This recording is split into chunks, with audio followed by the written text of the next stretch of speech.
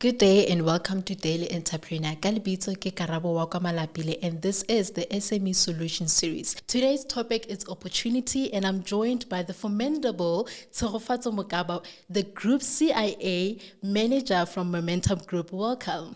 Thank you. Thank you so much for It's having me, good Karabo. to have you here. So before we start on today's chat, I just want us to little icebreakers to set the tone, get the vibes and all of that. Where do you come from? Where were you born? Okay, born and bred in Hammanskraal. I don't know if you know Hammanskraal. I know where that in is. the north of Pretoria, raised by my mom. I'm the first of 3 kids, only girl. I have 2, I can't say baby brothers because they're not babies anymore. But I have 2 little brothers. Okay. I'm a mom. I'm married. I have 3 kids. Okay. What are the 5 songs you're currently listening to? Oh my word. Is that a lot? It's a lot, but also because I'm so boring. I Okay. literally only listen to gospel music because that's what Same. I enjoy. So, I mean, I love Maverick City. Okay. I love One Small Six, the local stuff. Yes. I love Hle. I love Kayam Tetwa. So I just listen to everything. To as long as it's everything. gospel. It just lifts my spirit up. Sure. Yeah. Amazing. Now, you've already introduced yourself, and I'm just going to read a little bit of your bio so that our viewers can know more about you, what you do, and what brings you to our series today. So, Tshegofatso, like I already said, she's a seasoned business professional with a strong background in corporate social responsibility, consumer financial education, and community development. She is driven by deep passion for advancing the African continent and fostering youth development. She has also reached several key milestones in her career. Her achievements include spearheading projects that have boosted entrepreneurship in our country, generated employment, revitalized communities, and enhanced education. In your words, and I quote, "I see myself as a forward-thinking, globally aware industry leader with exceptional skills in leadership, communication, business strategy, and project management." What a mouthful. I like it when ladies are doing great things. Yes. So, in today's chat, we're going to speak about opportunity, right? And as someone who has worked in a space where you create opportunities for young people who want to get into the space of business, people who are starting their businesses like entrepreneurs, how will you define opportunity in the business sense? I think opportunity is, and I like what they say, that when opportunity meets, is it preparedness? Yes, preparedness. Yes, Yes. preparedness, yeah. So opportunity is that open door. Opportunity is anything that can happen at any point in time. But I think the biggest question is, when that opportunity comes, are you prepared? Are you prepared? So instead of, yes, opportunities are there, but I think focus for me should be on preparing myself, equipping myself so that when that opportunity comes, then it finds me ready. It finds you ready. It's like being in the right place with the right the right people, time. at the right time with the right Exactly. people. That's when opportunity will come. So what is the primary purpose of Masibambisane? Okay, so the Masibambisane Thriving Together for Impact event was actually aimed at enabling, or not even enabling, but creating a platform that's going to drive dialogue in order to drive collaboration and partnerships. Because one of the things that we've realized as the Momentum Group is that without partnerships, without collaboration, there's very little that we can do. We actually conducted an impact assessment study which looked at the past 5 years to say, what have we achieved through the youth initiatives that we've been implementing of entrepreneurship and job creation? What exactly have we achieved? And we found that we've achieved very little. Okay. We didn't really move the needle forward. And one of the things that inhibited us from doing that was the lack of collaboration and partnerships in our approach. So that's why we crafted that event, to bring all stakeholders together, from government, from civil society, private sector, and just entrepreneurs, to come together and explore innovative solutions that are going to move us forward in addressing the unemployment challenge that we face as a country, especially the youth unemployment challenge. Sure. Still on that topic, what partnership between corporates, government, and civil society can lead to job opportunities for youth in South Africa? Because when you speak about, we did not kneel forward or give people more opportunities, when it comes to collaboration and partnership, what can corporates government and civil society do together to make sure that we actually build or we give youth in our country more opportunities so that they can get into the space of building their own or starting their own business, getting more opportunities in corporate and in government? So what collaboration and partnerships does is that it brings different skills together. Sure. Through collaboration, you are able to catalyze and achieve scale at speed, where if you go at it alone, you wouldn't be able to achieve that scale and speed, right? And also you share risks. As Momentum Group, if we go at it alone and we invest 10 million or 20 million, then something wrong happens, then all the risk we have to take responsibility. Sure, and what do you do then when that happens? You know what I mean? So when through partnership, through collaboration, you are able to share those risks, share resources, share the knowledge, and share the skills. And partnerships, by the way, doesn't always come in the form of money. It comes in the form of advice. It comes in the form of resources. If, for instance, as the Momentum Group, we're supporting entrepreneurs and we can only give them funding, but we can't give them mentorship and coaching. But we find that there's a government initiative that offers young people the coaching and mentorship around entrepreneurship, then we can partner with those and give them a comprehensive solution, a comprehensive package. Because what we do in most instances is that we just focus on one thing and leave out the rest, or we focus on the wrong things. It's also important that we focus how we support entrepreneurs. We need to support them in the right way. In the right way. Yeah. Sure. And how do you suggest that youth unemployment solution can be approached? Sure, that's a big monster. Youth unemployment, it's such a big thing. I was just reflecting to say, sure, this is such a big thing. But I think there are certain, practical things that we can do and things that speak to systemic issues. Because I really do believe that when you look at the youth unemployment challenge, you'll see that there's a lot of systemic things that are happening.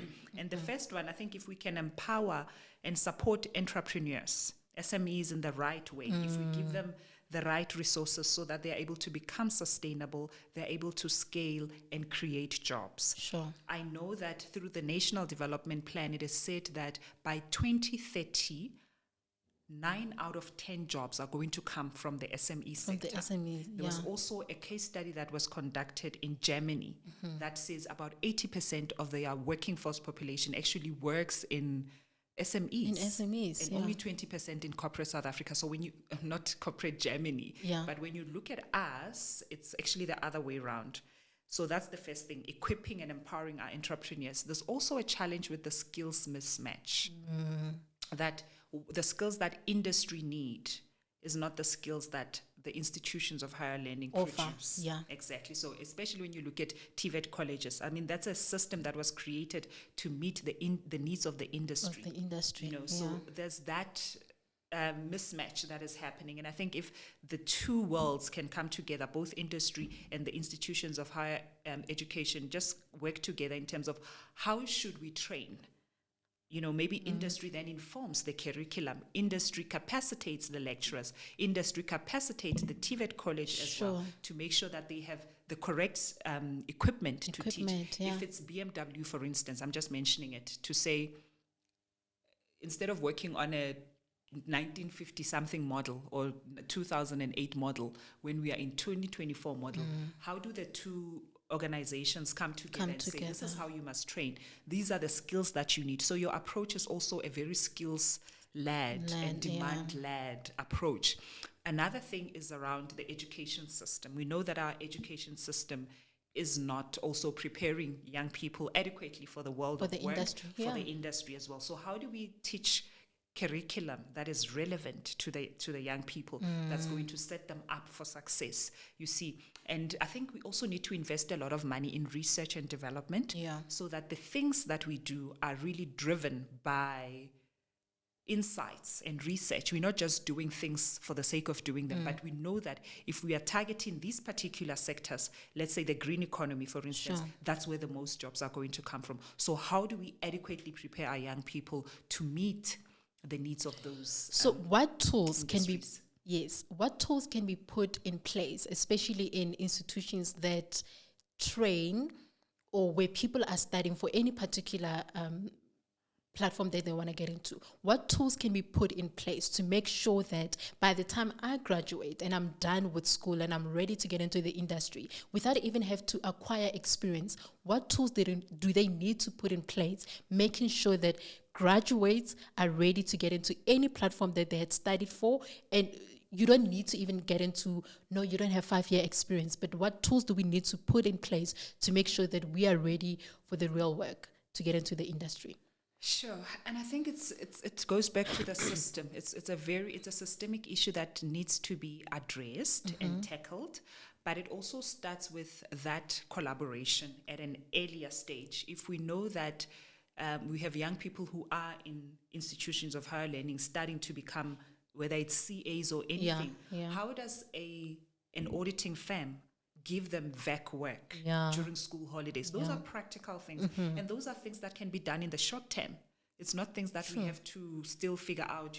If we know that we have engineering students who have a desire to work for a particular engineering company, why don't we establish a partnership between these companies and the universities where they have this arrangement? And unfortunately, if this arrangement is just a social impact thing, it's not a contract, it's not mandated. It's not on paper, it's not like on paper. To do thing. Exactly. You see, if it's not like that, then we will always run away from doing the right things. Sure. But if it's mandated, if it's a policy-driven thing, if we know that, and also corporates like to get, I don't want to say incentives. That's not why they always do things. Yeah, but yeah. If It's like not that, all about say, trade exchange at the end of the day. Do you know what I mean? Yeah. But if it's something that is formalized, maybe formalized is actually the correct way to say. If it's way. formalized and there's a structure that works to say, this quarter we are taking this cohort of graduates, and then the following quarter we'll take this cohort of graduates.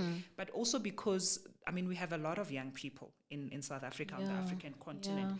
And I think starting something like that can also just open up other opportunities in terms of how to expose them to those skills. Sure. Yeah. So going back to the Momentum event that just happened recently, Khudiragetse Mokgajana spoke about creating employment hubs in local communities. How do you see this playing out, and is this a positive, actionable hub?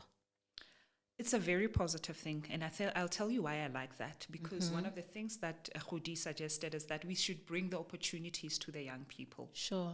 Take these hubs to them, because to communities, because just to look for a job, it costs a young person about 900 to 1,000 rand. So if you are unemployed, where are you going to get that money from? Yeah. If you want to start your own business, to register that business, to go and take a taxi and go to the CPIC or wherever they register their businesses. It's a lot. There are so many barriers of entry that inhibit young people from moving forward. So if we take these opportunities and keep them in a local setting where these resources are available, where the information is easily accessible, is within reach, then I think certainly that is something that is practical that we can do. Yeah.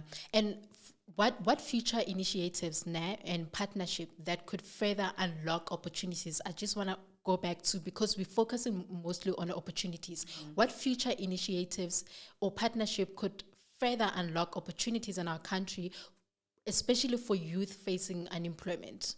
So that's something that we're actually still trying to find a solution for. But we do believe that partnerships can certainly play a meaningful role in driving transformative impact in the lives of young people, whether through entrepreneurship or job placements. But I think you have the likes of the National Youth Development Agency, you have the likes of Harambee, who have reach, who have scale. Yeah. So as Momentum Group Foundation, instead of doing it on our own in a little corner, we're looking to partner with those organizations that are already doing so much to say, how do we tap into what you're already doing and take it forward? Sure. See, instead of starting or reinventing the wheel or investing in small pockets like we are already doing, how do we maximize and scale through partnership and through collaboration? So that's one thing that we are doing. But I think there's already a jobs fund, for instance. There's about 900 million or billion that has been, 9 billion actually, that has been put into the jobs fund to try and drive young people's economic activity. Yeah. So it's in being aware of those opportunities and say, how do we then partner to realize those opportunities and make sure that they actually land on the hands of the young people who are so deserving of those opportunities. Because, sorry, I think no, you can finish your sentence. Because I wanted to say it's not all young people who are exposed to such opportunities. Yes. They don't know what the Job Summit offers. They don't know what Harambee offers. They don't know what Momentum Group Foundation offers. You know, so there's a lot of education that we still need to drive in order to make them aware of the opportunities that are within reach and that are accessible. Does the foundation only focuses on youth partnership or youth entrepreneurship? Because you get people who are older and they've been running businesses for quite some time, but you find that their business is not lucrative because maybe, for instance, when they were starting, they didn't have opportunities like this that the Momentum Group or the foundation offers. What can you do for people, for older people rather, who have been in business for a long time, but they don't see the fruits of their business? They are not growing as much as they thought throughout the years. I will be where I want to be. What can you do for those people? So we have a very strict strategy that drives what we do. Okay. We actually call it a funding mandate. So our funding mandate is very clear to say young people between the ages of 18 to 35. Sure. So unfortunately, if you fall outside that bracket, then there's very little that you can do. But we do have organizations that we partner with who just give information freely. Sure. You know, so just exposing oneself to those organizations, those workshops, and those seminars in terms of learning how to grow and scale your business. Right? How to, I mean, if you've been running a business for so long and it's not profitable, you know, you're not creating jobs, it's not, certainly there's something wrong that you've been doing. So those workshops and those seminars can share they share a lot of information on how to do better. And I think for Black people in particular, it's a challenge because most of us are first generation entrepreneurs. Yes. Right? We are first generation entrepreneurs. So you can't expect someone who was not exposed to entrepreneurship, who was not given the entrepreneurial know-how to just run with it. Sure. You know, and just succeed at what they do. So I would say, unfortunately for us, it's a strategy thing. It's a funding mandate thing approved by the board. Our focus area is only between 18 to 35. Anything that falls outside of that, we cannot get involved in. However, we can always refer and make sure that we facilitate that conversation and facilitate that access to information and knowledge. And where can people access that information hub? Like if I'm older and I'm running a business, it's not profitable, I want to improve and make sure that I also get to a point where I can say I'm running a lucrative business. Where can people then access that information if it's someone who's over 35? So there's a fantastic organization that we work with. It's actually one of our partners. It's called MyDo. Okay. And what MyDo does, we call them LinkedIn of businesses or entrepreneurs. So what MyDo does is that they have practical solutions and advice for all entrepreneurs from all walks of life. It's a platform where they post opportunities. If there's a tender, if there's a workshop happening, if there is a funding opportunity happening, they post that on that platform. That's where entrepreneurs get to access information. They also get to share challenges that they are experiencing with one another. If someone is struggling with bookkeeping, for instance, in that community of entrepreneurs, you can find a solution related to that challenge that you are facing. If you are facing with driving sales, you'll find that there's actually a business that is actually in the same sector as you, so that you get to exchange ideas, you get to learn from one another. So it's a fantastic platform. It's called MyDo. I would encourage every entrepreneur, whether young or old, to affiliate themselves with that platform. Sure. We're getting to the end of our chat, and I just want to ask you, do you think government is doing enough when it comes to youth unemployment, and do we need to now people in corporate to actually get more involved and not just rely on government when it comes to creating jobs for young people? That's a difficult question because I do believe that we are doing something. Yes, we could be doing enough, both government and corporate. And I also believe that we're doing a lot. Sure. But we are doing it in a very fragmented manner. It's not in a coordinated manner. And maybe if we can change how we do things, if we can coordinate our efforts, maybe then we will move the needle forward. But I also want to say young people have the power in their hands also to take action, to take control. When these opportunities are afforded to them, when they are aware of all these opportunities, it's incumbent on them to take them up. If there's a networking opportunity that is happening or a networking event, go and network. Don't just go and sit in a little corner and you're not even making one connection. Yeah, and you think everything's just going to come to you. Come and fall on your lap. No, it doesn't work it like doesn't that. Work you have like to that. get up. You have to be bold. You have to be driven. You have to be resilient. Even in those networking, events, if you don't get anyone who's telling you anything positive, if there's another one, go back and be ask. resilient and try again. You see, Yeah. so the young people also have the power within them to be the change that they want to see in the world and to play a role. Sure, but someone might argue that these opportunities are mostly awarded or afforded to people in like not really townships, like in suburban areas. What can we do to make sure that the Momentum Foundation or the group also is exposed to people in rural areas, people who do not have exposure when it comes to social media, to say, oh, there's an event happening at this place. I can literally go and network with someone. How do we make sure that we reach people outside of the suburban areas as well? To say that there's youth in Umtata or wherever, but they're not exposed to what people in Johannesburg are exposed to. How can we make sure that they also get opportunities that are awarded or afforded to everyone else in suburban areas? So it has to be. So for Momentum Group Foundation, for instance, we are intentional about going to those rural areas. Okay. It's part of our strategy. And if it's not embedded and inculcated in your strategy, then it will not happen. For us, we have a group of close to 60 Black female farmers that we support in rural KZN. We make sure that we support them with everything that they need. They are running successful agricultural businesses, and we are there for the long haul. This is our 4th year partnering with those female farmers, because we also realize that it's not a quick fix. It isn't. If you want to make a meaningful, transformative impact, you have to be there for the long haul. Right? And work hard in building it. Work hard in building that relationship. So we have to be intentional about it, because we know where the need is. Sure. We know where the young people are not exposed to information. And that's why Khudirached's suggestion about going to townships, going to rural areas, building and establishing those hubs there. I know that the likes of the Innovation Hub and the NYDA of this world, they do have hubs in these rural communities. It's important that we don't just do it during Youth Month. And it's something that we just do for Youth Month. And then after that, we forget about it and move on. No, it must be something that is sustainable, that is consistent, and we are intentional about it. Sure. In your experience, what future trends in the economy could present new opportunities for youth? How can stakeholders prepare them to capitalize on these things?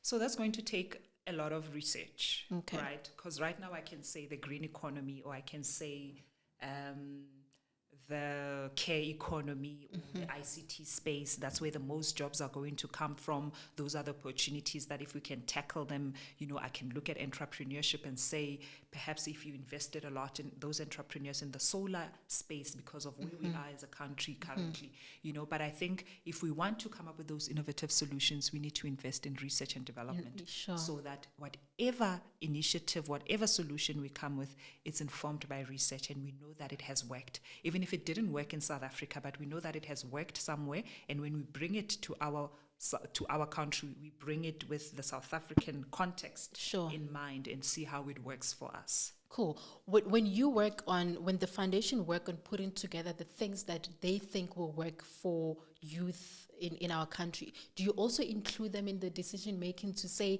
this is what we're working on? Do you put them in place to say, we know what we want as young people? Are they part of the decision making when the Momentum Group is putting together an action plan that they say, if we're working on funding, this is what the youth are looking for. This is how they think we can approach them in getting those funding and opportunities. That's a brilliant question, Karabo, and it's one of the shortfalls that were identified in the impact assessment study that we conducted. They found that the voice of the youth was missing. And then we went back to the drawing board and we conducted research with young people in terms of, what do you want to learn? How do you want to learn? What opportunities are there for you? How can we help you? How can we partner with you? Not even how can we help you? And then that led us to coming up with what we call a CSI narrative Okay. for Momentum Group Foundation that says enabling dreams with youth in power, because we believe that when you put youth in power, then they will be able to give you those practical solutions. Sure. They will be able to give you those things that are not too far-fetched. Yeah, because they know what because they they want. know what they want. Yeah. They are best placed to come up with those solutions to those challenges. So it was a hard thing for us where we learned the hard way, but certainly now it is part of our strategy. And I think even if you look at the makeup of our board, the board of directors for the Momentum Foundation board, some are very young.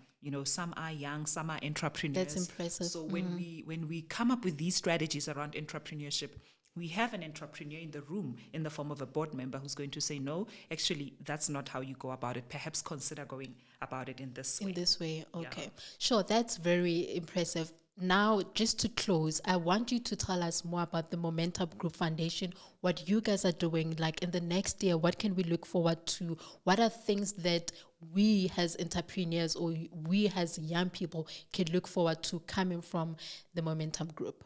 So the Momentum Group Foundation's primary focus area, it's on enabling young people to become economically active, and we do it in two ways: through partnering with organizations that can train and place young people into permanent jobs, or partnering with entrepreneurship organizations that can provide adequate mentorship, coaching, and support to entrepreneurs, make sure that they are able to access markets, they are able to access funding, and grow their businesses. That's what we do. However, what the next phase of Momentum Group Foundation looks like is that it's going to be driven by collaboration a lot. It's going to be driven by partnerships a lot, because we believe that it's only through those two things that we will be able to help young people realize their dreams. Yeah, and create sustainable jobs, please, a thriving economy. Please, that's what we want to hear. Yes. Thank you so much for joining us on today's series. We look forward to seeing what Momentum is going to be doing, and I think when it comes to collaboration and partnership, I really believe that together we can do great things. Together we can achieve more. Thank you so much, Karabo. No, certainly. And I think when you said that together we are stronger together. We are stronger And together. there's an African proverb that says, alone you can go far, but together we can go further. Right? Yeah. So that's essentially what we're trying to achieve. Thank you so much, Tshegofatso. Thank you, Karabo.